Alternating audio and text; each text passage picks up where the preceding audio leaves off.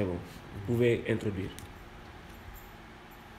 Bon, comme nous l'avons fait rek sànq suñuy mbokk yi dañ doon recevoir tey si en direct de Charles Faye koo xamante ni moom mooy Bachir Fofana nekk benn journaliste bu xarañ jot leen liggéey man xam naa si dara parce que liggéey naa ak Bachir il y a quelques années de ça c'était au groupe comme 7 boobu ñu woon Info 7 moom laa recevoir tey pour ñu mun a toog di waxtaan si loo xamante ne moom mooy Bachir Fofana dafa mun présenter pour nit ñi balaa ñu commencé.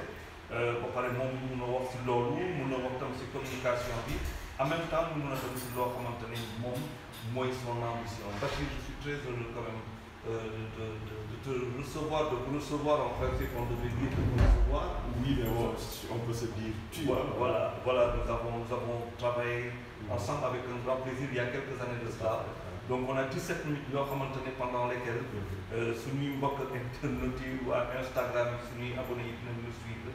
J'espère que dañ ci tirer dara. Je suis très heureux de te recevoir. Oui, merci Charles, merci de me donner l'opportunité de nous waxtaan ak ay Sénégalais à travers diverses plateformes xam nga léegi moom ñu wax xarala yu bees yi donc moo tax ñenn ñi sax ils ne disent plus nouvelle technologie ils disent juste technologie parce que at bu jot génération bu jot mu am lu bees lu génn woon ndaxte je me souviens ñun bañ daan dem di nekk dans la presse di bind sur des beefsteaks jamono yooyu noonu xam nga léegi jamono yooyu da nga daan dem reportage di bind si beefsteak léegi finalement bindatoo ci beefsteak mu dem ñu am ay dictaphone yu doon ñëw mu dem ba léegi mu am yeneen dictaphone plus sophistiqué avec clé USB ñu dem ba léegi sa téléphone ngay jël di ko utiliser di si direct di leneen donc xam nga donc on a fait du temps on a fait un chemin te yow bokk na si ñu forger chemin.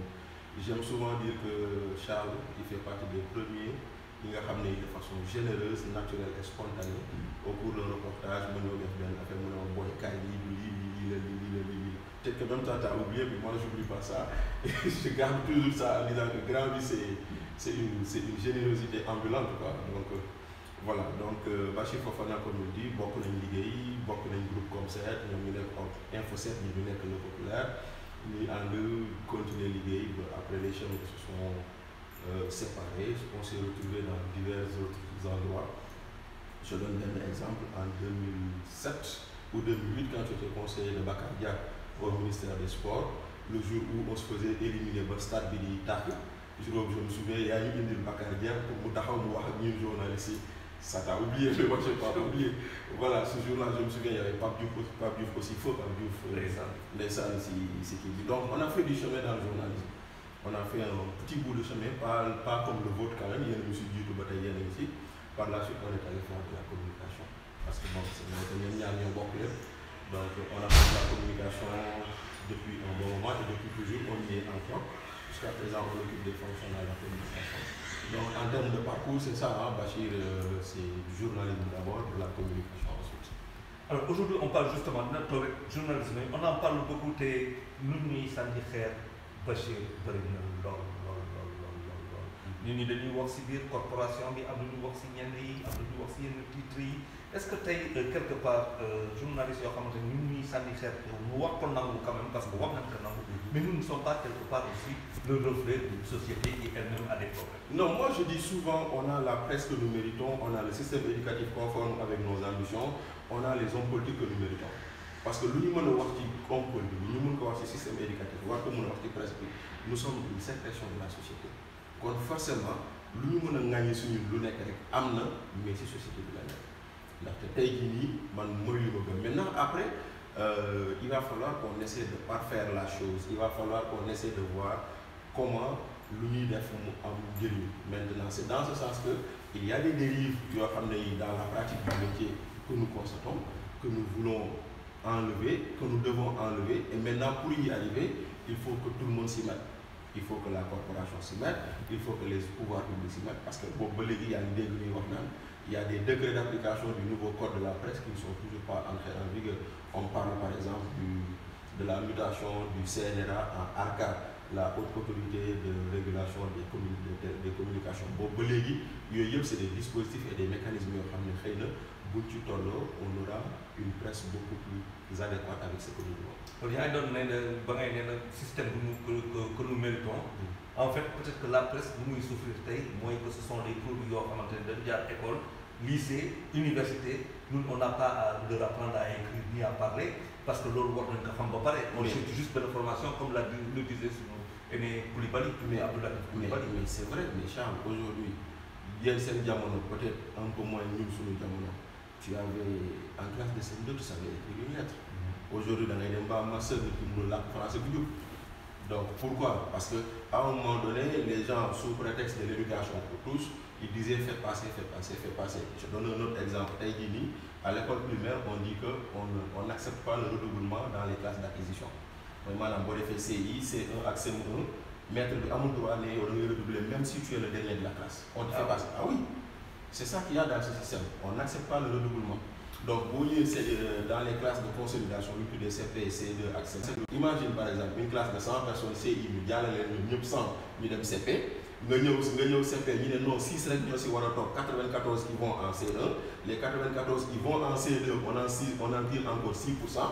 Donc, arrive un moment où, même s'ils n'ont pas le niveau, on parle d'entrer en 6e Goana, où on te parle de taux de 95% de taux d'admis et tout. Mais finalement, dans le 6e, 5e, tu vois que les professeurs ils sont en train d'écrire la leçon au tableau, alors que nous, 6e, 5e, nous avons dicté. Donc, tu vois, nous avons aussi classe de 3e, nous avons 4 fautes égale 0. Aujourd'hui, on ne souligne pas les fautes des élèves. Ben, nous continuons. Mais Charles, après, on a beau en vouloir à la presse, mais il faut en vouloir à toute la société, au système éducatif et ainsi de suite. Donc, quelque part, nous sommes fautifs de tard que nous avons hérité. Maintenant, après, est-ce que nous pouvons régler cette situation? Je pense que non, mais il va falloir que tout le monde s'y mette pour qu'on arrive au moins à changer de paradigme, à refonder le Sénégal ou à changer le Sénégal peut-être pour que nous encore. Il faut des états généraux de une refondation de tout un système de pensée, de réflexion. Il y a le professeur Céline Moinoy qui aimait dire qu'il faut un dépôt national.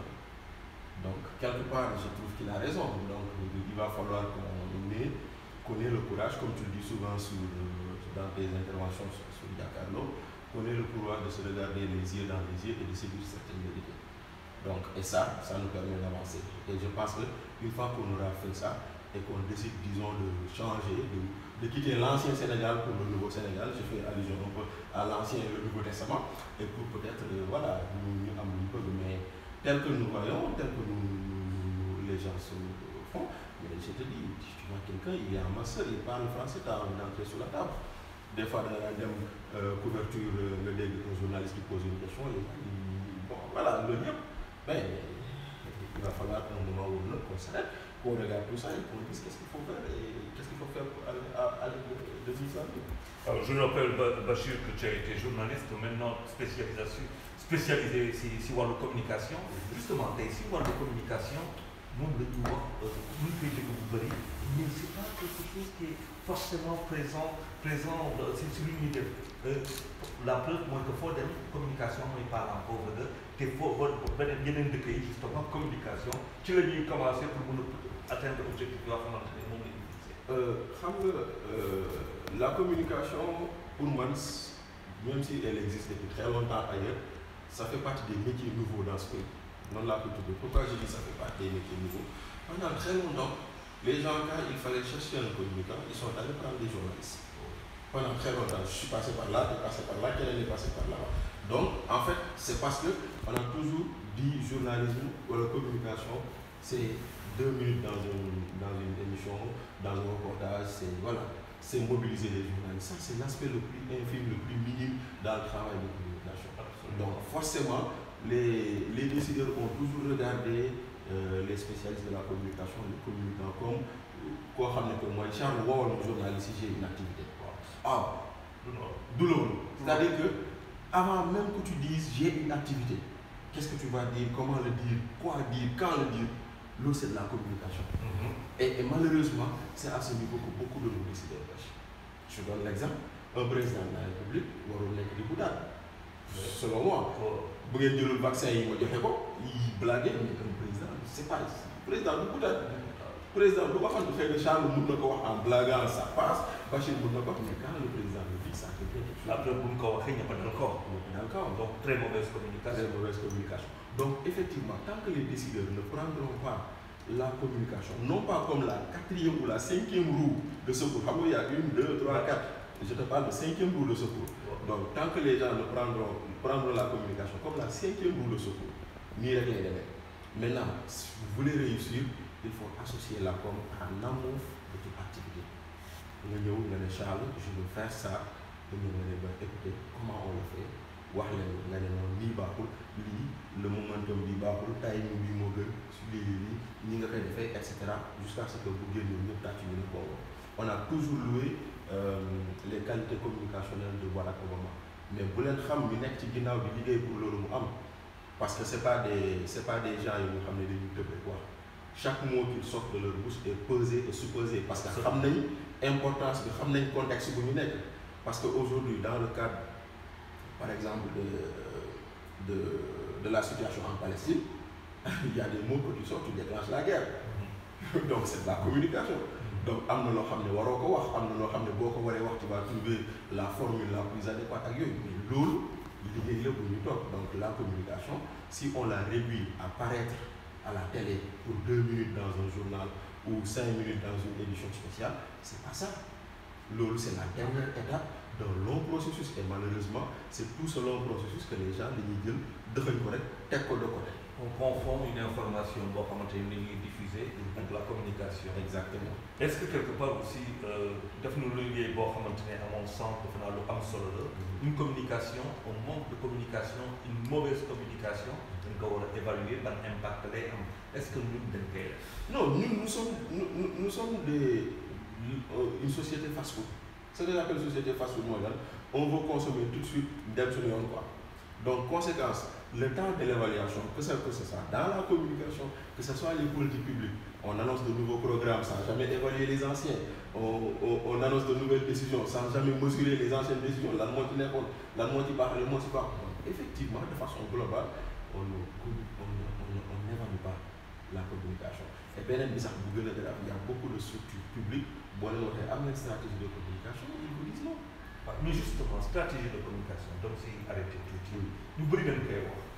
Parce que communication, stratégie. Quand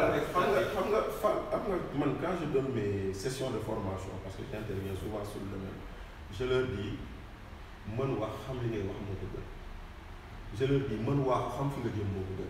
c'est ça qui différencie la stratégie et le plan. Donc la stratégie, c'est quoi dire? D'abord, quelles sont tes valeurs? Parce que tu dois communiquer sur tes valeurs. Quelles sont tes valeurs? Qu'est-ce que tu dois faire? Qu'est-ce que tu veux atteindre? Quelle est ta cible? Ce que beaucoup de nos politiques ne font pas. Donc, voilà, maintenant, quel est le message que je dois dire?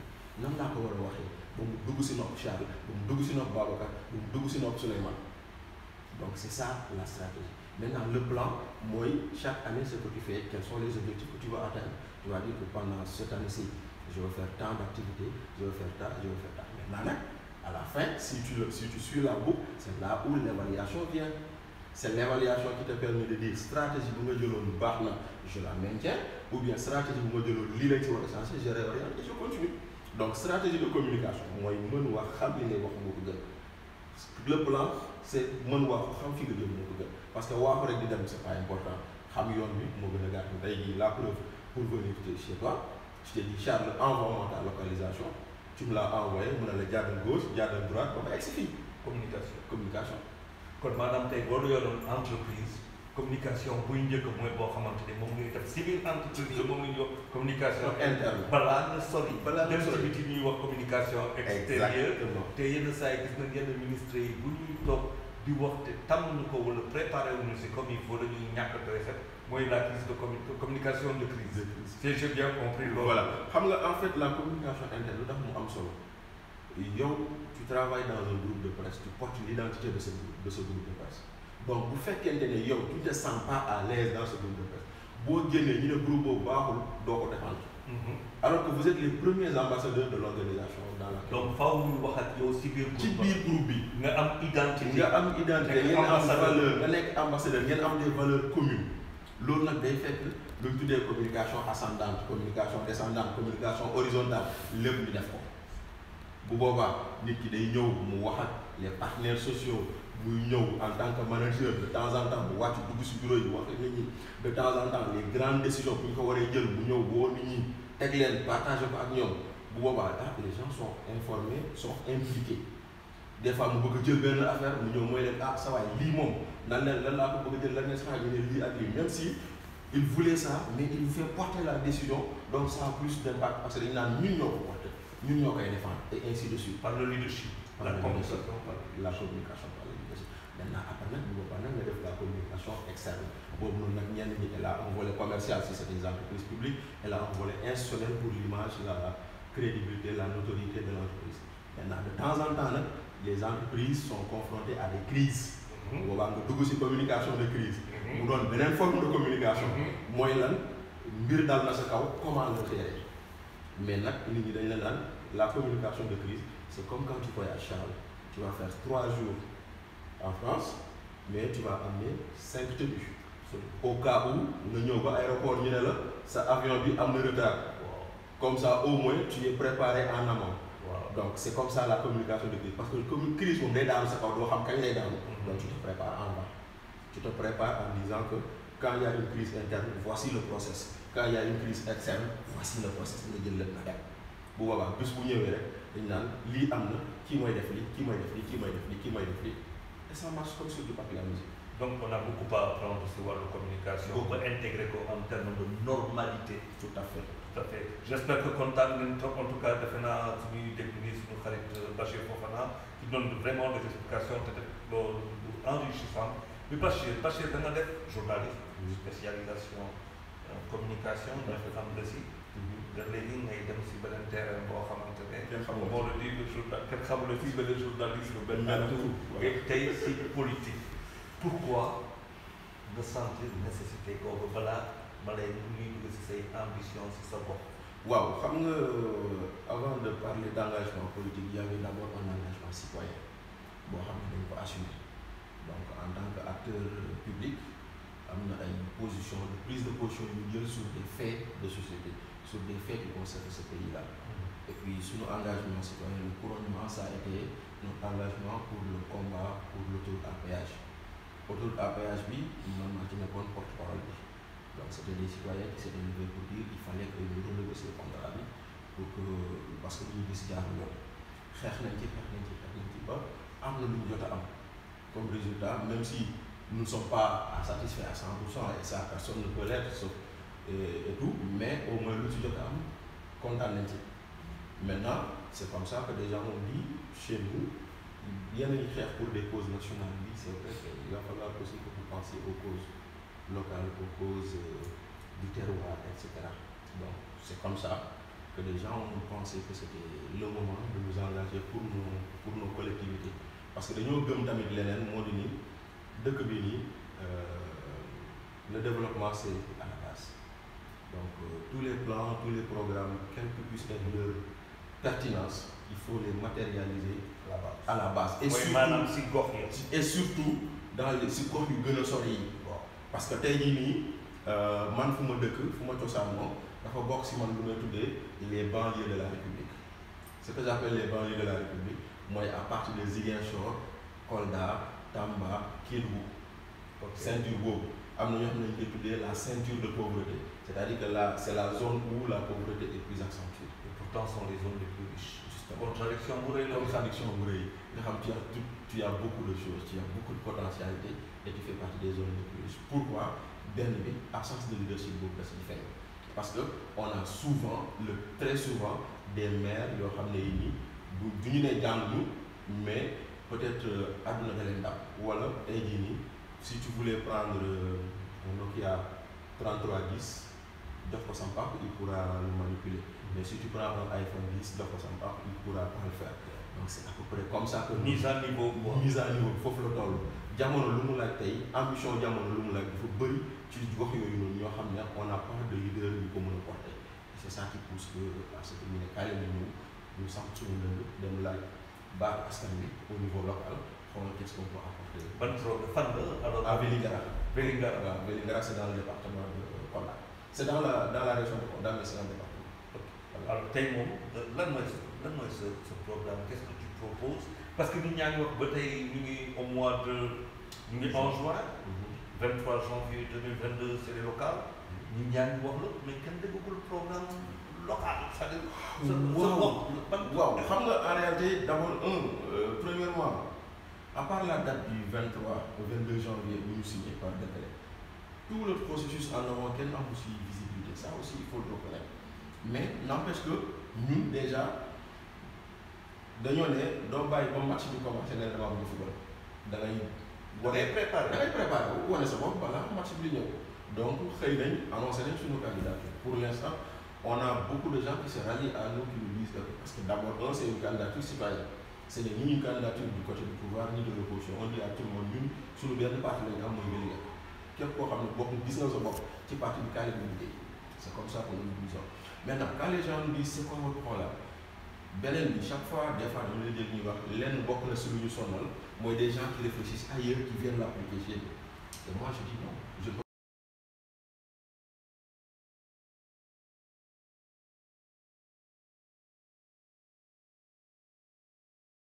des fois suñu gox yooyu aussi on confond souvent compétence état ak compétence maire donc je donne un exemple Vélingara réclame un hôpital comme Kaffrine comme Kédougou nu mu ko amee mais c'est pas le maire de le faire mais le maire peut porter le plaidoyer comment il porte le plaidoyer en désignant une assiette foncière bien état maa leen jox fii nii pour ñu ñëw def fi hôpital exemple donc yooyu noonu xam nga bu boobaa ce que tu dois porter tu le portes donc on aura ces trois types de solutions et c'est de ce forum on dira voici le programme que nous voulons faire et ce programme bu boobaa mooy lu ma doon wax léegi en matière de communication dans une institution quand ces décisions sont portées par tout le monde leur appropriation devient plus facile et beaucoup plus simple aussi. alors yaa ngi intégré benn domaine boo xam ne xam nga kon est-ce que yomb na